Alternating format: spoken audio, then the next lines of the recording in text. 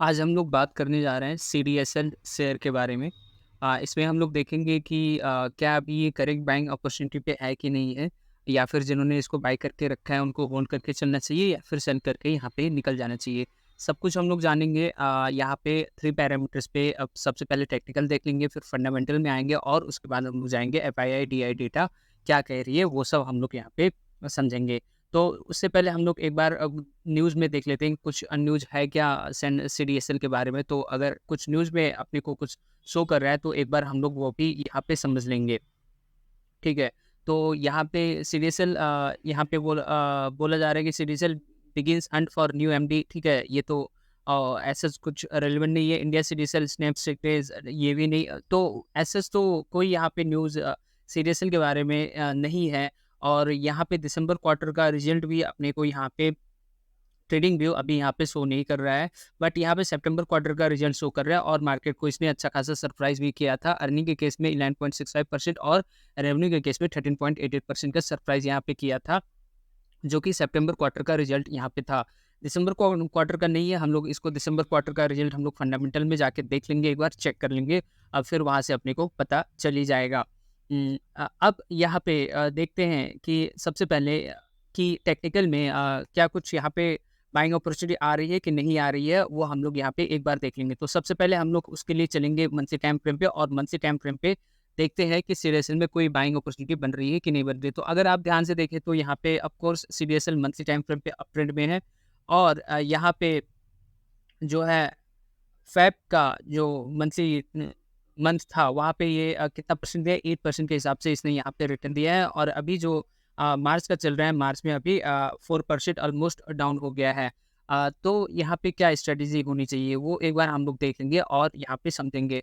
तो आपको यहाँ पे मैं बता दूँ, यहाँ पे जो रेजिस्टेंस पहले था, वही अभी यहाँ पे सपोर्ट का काम कर रहा है, ठीक है? यहाँ पे जो रेजिस्टेंस था, मैं आपको यहाँ पे दिखाता हूँ, जो रेजिस्टेंस यहाँ पे बना था, वही अभी सपोर्ट का काम कर रहा है। तो रेजिस्टेंस यहाँ पे बना था, हाई इसने बनाया था, और अभी इस हाई को इसने क्रॉस करके फिर से वो जो उसका लो बना था, वो उसी रेजिस्टेंस पे आके यहाँ पे रुक गया है। यानी कि जो रेजिस्टेंस था मंथली टाइम फ्रेम पे, वही अभी क्या हो गया है, यहाँ पे ये सपोर्ट बन गया है। तो ऐसे केस में यहाँ पे अपने को वेट करना चाहिए और देखना चाहिए कि क्या ये मार्च का जो कैंडल बन रहा है, वो ग्रीन में बन रहा है कि नहीं बन रहा है। अगर वो ग्रीन में बन रहा है और वो 1800 के अबव ही क्लोज हो रहा है, तो ऑफ कोर्स वो एक अच्छा खासा बाइंग अपॉर्चुनिटी होगा। हालाँकि सीडीएसएल काफ़ी अच्छा शेयर है, तो फिर यहाँ पे इसको मंथली टाइम फ्रेम पे अगर आप देख रहे हैं कि बाय करके चलना चाहिए कि नहीं चलना चाहिए, तो आप जो है मंथली टाइम फ्रेम पे मार्च का मंथ आपके लिए देखना ज़्यादा ज़रूरी है। अगर वो ग्रीन में क्लोज़ कर दे रहा है, तो फिर ऑफ कोर्स बाय करके चलना चाहिए। अगर क्लोज़ नहीं कर रहा है,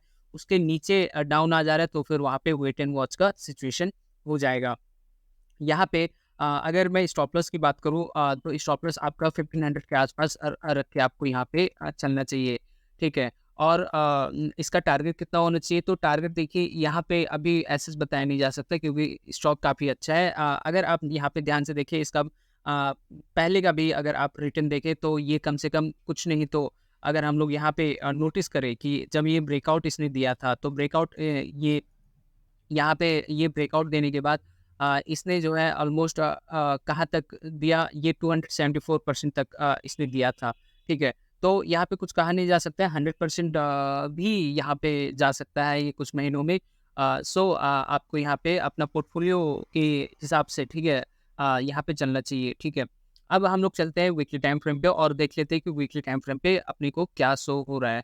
तो वीकली टाइम फ्रेम पे अगर हम लोग यहाँ पे ध्यान से देखें, तो ऑफ कोर्स यहाँ पे एक स्ट्रॉन्ग जो रेजिस्टेंस एरिया था, वही अभी सपोर्ट एरिया बन चुका है, ठीक है? यहाँ पे लगाया गया है, यहाँ पे आप देख सकते हैं कि यही एरिया में, सेम एरिया में जो है प्राइस बार-बार जो है ऊपर जा रहा था, फिर फॉल हो रहा था, फिर ऊपर गया, फिर फॉल हुआ, फिर ऊपर आया, फिर फॉल हुआ, फिर ऊपर गया, और अभी जो है यही कहीं न कहीं ये एज़ अ कंसोलिडेट होके यहीं पे ये चल रहा है। तो यहाँ पे करना क्या चाहिए? तो मेरे ख़्याल से यहाँ पे आपको मूविंग एवरेज के साथ यहाँ पे जाना चाहिए। तो फिर मैं आपको एक बार मूविंग एवरेज भी यहाँ पे शो कर देता हूँ और वहाँ पे ट्रेडिंग स्ट्रैटेजी यहाँ पे बता देता हूँ। तो यहाँ पे अगर आप लोग ध्यान से देखें, तो फिर ये जो है अ जो ग्रीन लाइन जो है वो 21 ईएमए है, और मेरे ख़्याल से अगर ये 21 ईएमए पे टच करके ये फिर से ऊपर जाता है, तो एक अच्छा खासा यहाँ पे अपॉर्चुनिटी बन सकता है। अगर ये 20 ईएमए को टच करके, ठीक है, ऊपर जाता है, ग्रीन कैंडल बनाता है, तो ऑफ कोर्स ये एक अच्छा खासा बाइंग अपॉर्चुनिटी होगा। तो वहाँ पे टारगेट क्या रखना चाहिए? देखिए, टारगेट यहाँ पे आपको 21 ईएमए को राइड करके चलना है। जब तक 21 ईएमए के नीचे ये क्लोज नहीं होता है, तब तक आप यहाँ पे सीडीएसएल शेयर को यहाँ पे होल्ड करके चलेंगे। अगर वो 21 ईएमए के नीचे क्लोज हो जाता है, रेड कैंडल में क्लोज हो जाता है, तो आपको यहाँ वहाँ से एग्जिट कर देना चाहिए। तो स्टॉप लॉस क्या होना चाहिए? एक बार हम लोग यहाँ पे स्टॉप लॉस भी देख लेते हैं। तो इस केस में आपको स्टॉप लॉस जो है कम से कम कुछ नहीं तो आप जो है 1300 का आप जो है यहाँ पे स्टॉप लॉस लेके चलेंगे वीकली टाइम फ्रेम पे। तो यहाँ पे टारगेट आपको 21 ईएमए के हिसाब से चलना है, उसको राइट करके चलना है, और स्टॉप लॉस 1300 का होना चाहिए, ठीक है। और ये तभी आपको बाई करना है जब यहाँ पे ग्रीन कैंडल शो हो जाए वीकली टाइम फ्रेम पे। अब हम लोग चलते हैं एक बार डेली टाइम फ्रेम पे, और डेली टाइम फ्रेम पे देख लेते हैं कि वहाँ पे क्या बन रहा है। तो डेली टाइम फ्रेम पे अगर आप यहाँ पे ध्यान से देखें, तो डेली टाइम फ्रेम पे मुझे तो दिख गया, आपको यहाँ पे दिखा कि नहीं, ये बार-बार ये जो है 55 ईएमए, ये जो रेड लाइन है उसको 55 ईएमए, वो 55 ईएमए का है, और ये जब रेड लाइन को ये टच करता है, तब ये क्या है, वहाँ से बाउंस होके यहाँ ऊपर ही जाता है। यहाँ पे रेड में इसने टच किया, बाउंस होकर ऊपर गया। फिर यहाँ पे रेड में टच किया, फिर बाउंस होके इतना ऊपर गया। फिर यहाँ पे अभी यहाँ पे टच करने आया, फिर ये बाउंस होके ऊपर गया, फिर टच किया, फिर बाउंस होके ऊपर गया, और अभी ये फिर टच कर रहा है, और हो सकता है फिर ये बाउंस करके ऊपर ही जाए, ठीक है। अगर कल, परसों, नरसों कभी भी ये इसी रेट जो 55 ईएमए है उसको टच करके ऊपर ग्रीन कैंडल बना के ऊपर जाता है, तो ऑफ कोर्स वो एक बाइंग अपॉर्चुनिटी होगी। और आपका टारगेट जो होना चाहिए अब डेली टाइम फ्रेम पे आपको 55 ईएमए को राइट करना चाहिए, ठीक है। आप वैसे 21 ईएमए को भी राइट कर सकते हैं। ये आपके चॉइस पे डिपेंड है। तो मैंने आपको टारगेट बता दिया अभी, अब चलते हैं इसका स्टॉप लॉस क्या रख के चलना चाहिए। तो इसका जो स्टॉप लॉस है, ठीक है, इसका जो स्टॉप लॉस है, आप जो है कुछ नहीं तो कम से कम इसका इसका स्टॉप लॉस जो है ये 1500 नहीं, 1500 मत रखिए, इसको आप 1400 रख के चलिए। इसका जो है स्टॉप लॉस आपको रख के चलना पड़ेगा, ठीक है।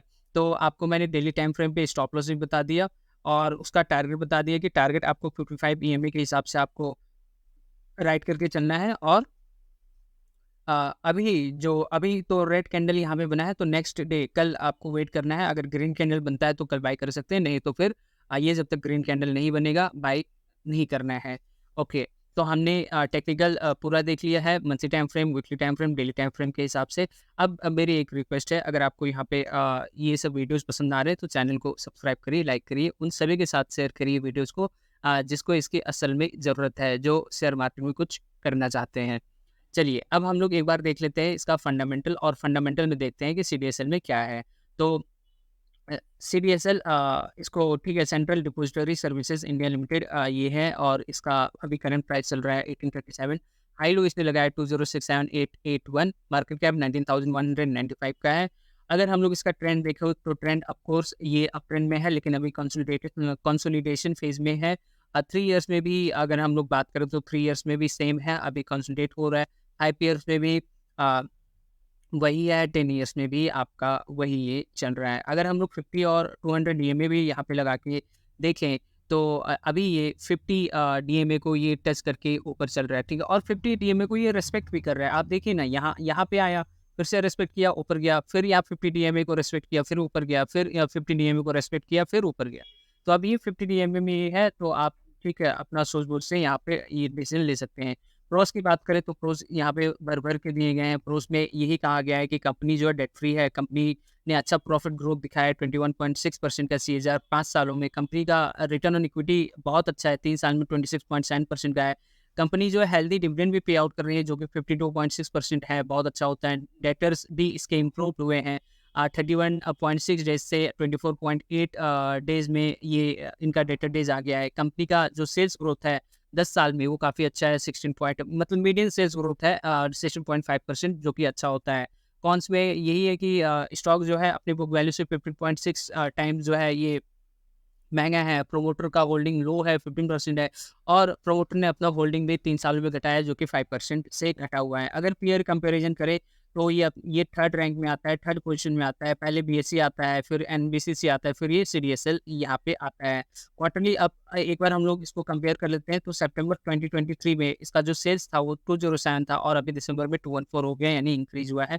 ऑपरेटिंग प्रॉफिट 128 से 130 इंक्रीज हुआ है। PBT profit before tax 145 to 145 ये सेम है, और नेट प्रॉफिट 109 से 107 हो गया है। स्लाइटली यहाँ पे डिक्रीज हुआ है, वो डिक्रीज हुआ है टैक्स की वजह से, क्योंकि पहले 25% ये टैक्स दिए थे, अभी 26% के हिसाब से इन लोगों ने टैक्स दिया है।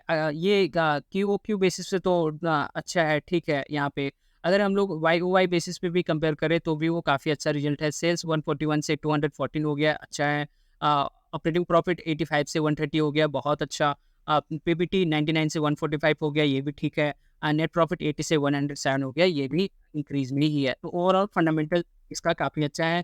प्रोस भर के दिए हैं, वो भी अच्छा है, और ट्रेंड में है, कंसोलिडेट कर रहा है for long period of time. मेरे ख्याल से ये बहुत अच्छा स्टॉक है।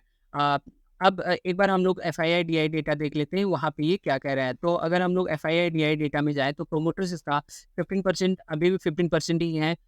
एफआईआई जो है 15.25 और अभी 18.6% हो गया है, मतलब बहुत होता है इतना, ठीक है। एफआईआई यहाँ पे बुलिश है, ठीक है। तो वो भी अंदाज़ा आप लगा सकते हैं। यहाँ पे डीआईआई 21.8 से 21.33 स्लाइटली यहाँ पे डिक्रीज हुआ है। पब्लिक 47.94 से 45.51% हो गई है, तो पब्लिक यहाँ पे डिक्रीज हुआ है। तो ओवरऑल अगर मैं कहूँ तो तीनों पैरामीटर्स पे ये शेयर बहुत अच्छा है, ठीक है।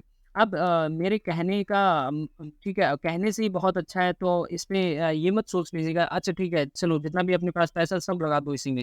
ऐसा कभी नहीं करना है, आपको अपना पोर्टफोलियो ठीक है डाइवर्सिफ़ाई करके चलना पड़ेगा, अपना रिस्क मैनेज करके चलना पड़ेगा। शेयर मार्केट है, कुछ भी हो सकता है, और लास्ट में कोई फाइनेंशियल एडवाइज़र भी नहीं हूँ, सेबी रजिस्टर्ड फाइनेंशियल एडवाइज़र मैं नहीं हूँ।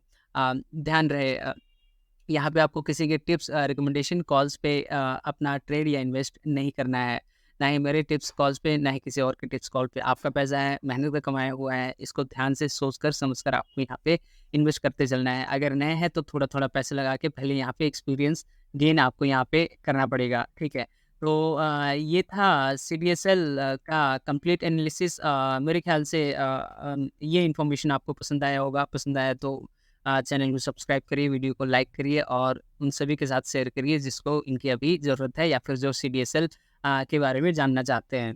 ठीक है, तो आज के लिए बस इतना ही। आपने इतना समय दिया उसके लिए थैंक यू वेरी मच।